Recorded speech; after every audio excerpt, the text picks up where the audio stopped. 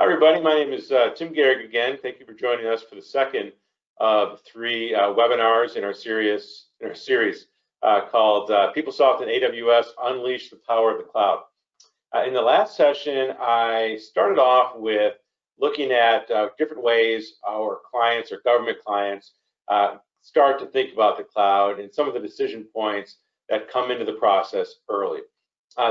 During this session, which should be somewhere between 12 and 15 minutes long, I'm going to talk about kind of the process. All right, so you've made that decision to migrate to cloud. What does that process look like? That's what we're going to cover in this session.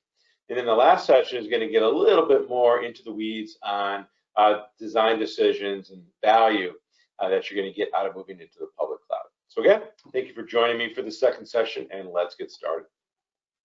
So Sierra-Cedar, this is the same slide that you saw in the last session. We have been in this business for quite a bit of time.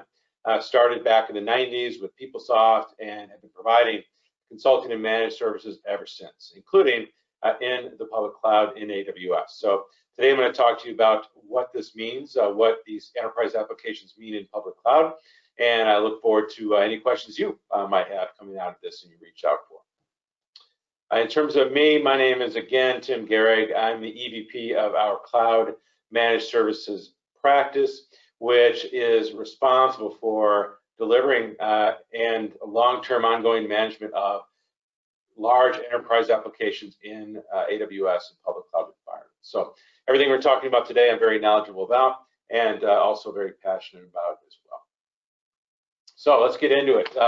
Migration path. So like I promised, we're going to talk about, now that you've decided what that migration path looks like, how do you get there? How do you take it?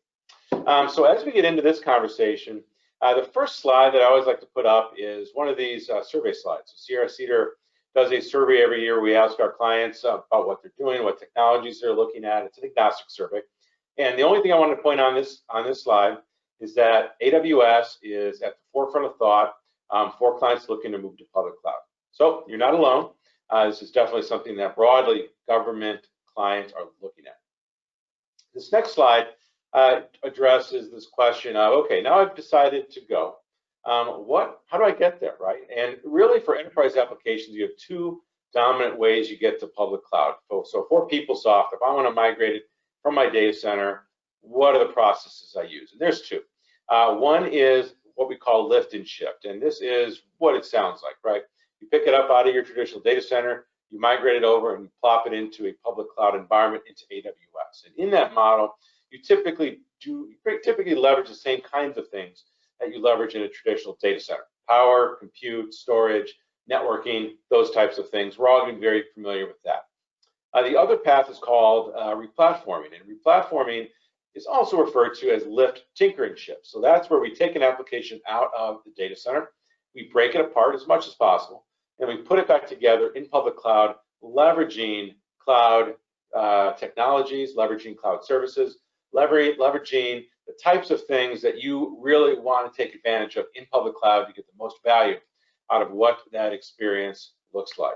All right, and I'm going to talk a little bit more about that in the next two slides. Those are the primary ways that you can get there, and based on the little yellow arrow there on the slide, obviously we recommend replatforming, and you're going to see why here in a second. All right, so this comes into the why replatforming conversation. So for clients that look to move to public cloud in a lift and shift model with any public cloud provider, but with AWS as well, if you're doing nothing but migrating an application up and moving it over, you're still going to have to solve all of the same data center problems that you already have solved in the traditional data center. So how do I deal with patching? How do I deal with monitoring? From a security and compliance perspective, what does that now look like? What do you have to report up through the auditing chain to make sure that you're crossing off your compliance checks? How do I recover? What does that process look like? How do I test this process out on an annual basis or a semi-annual basis? And essentially, how do I govern this environment? If you lift and shift, all of these problems are pretty much still your problems in public cloud. You just have to solve them differently. So you have to plan for that. So lift and shift, which is when you move it up and drop it over, it's typically a quicker process, but it can create more downstream work and cost and risk for your organization. If you go through a replatforming approach, most of these problems are solved with public cloud technologies right out of the box, like AWS services. And for those that are not solved right out of the box, you can layer on top of those services automation and orchestration capabilities and technologies to fill in the gaps.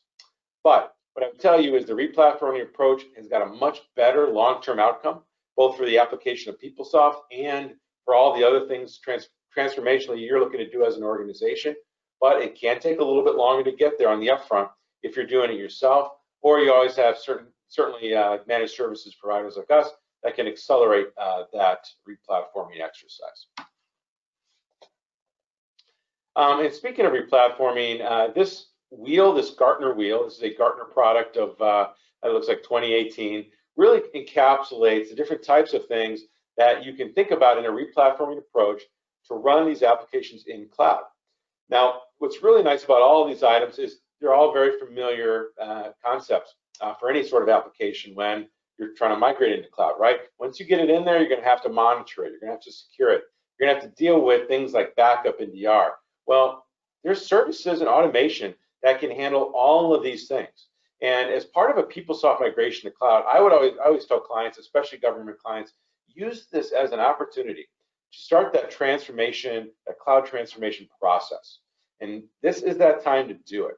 If you lift and shift, you lose that opportunity. If you go through a replatforming approach, you get that opportunity. And Sierra-Cedar, the way that we've approached that is we've solved these problems through our own automation and orchestration product called FlexOps, which sits again on top of AWS and fills in all those operational gaps that I mentioned on the last slide.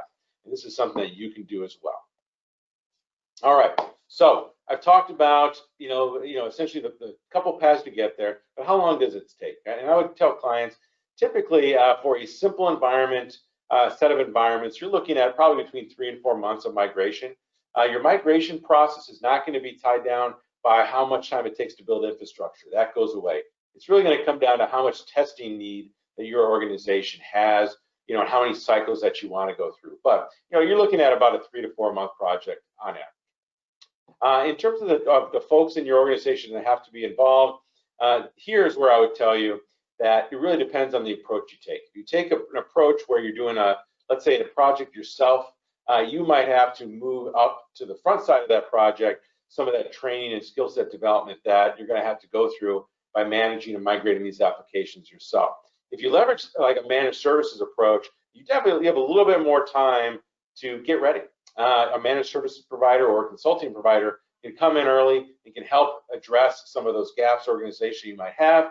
And then later on, you can bring your folks in, usually around when you get to system testing, where they're going to have to really start to figure out how things are different in cloud and what it means to them.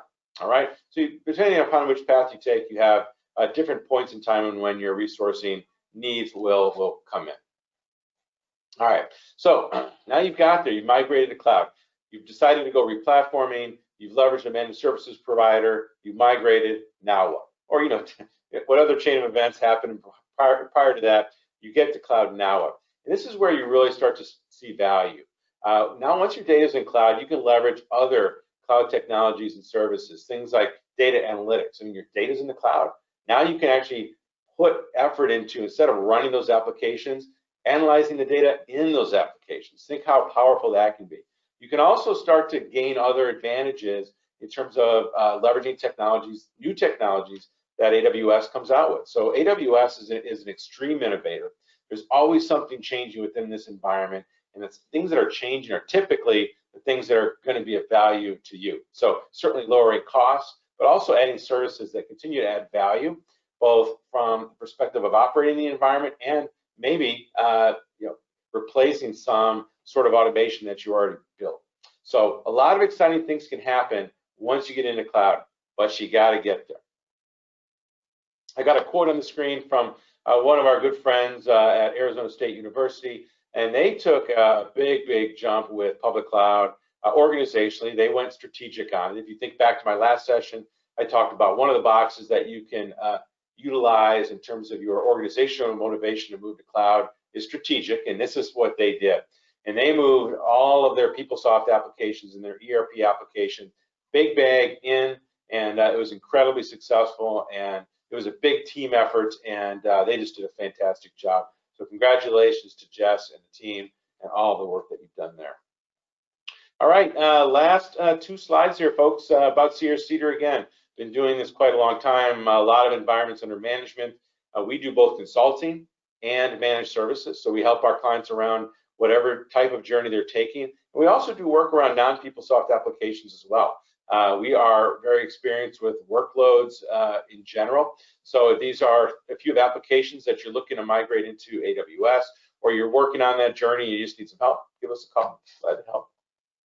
And the next item in the series, this is going to be the next video, is going to be kind of the results section. This is the deep dive on different design decisions that are made and the results that you're going to see out of those. I look forward to seeing you in that session. Thank you very much, everyone.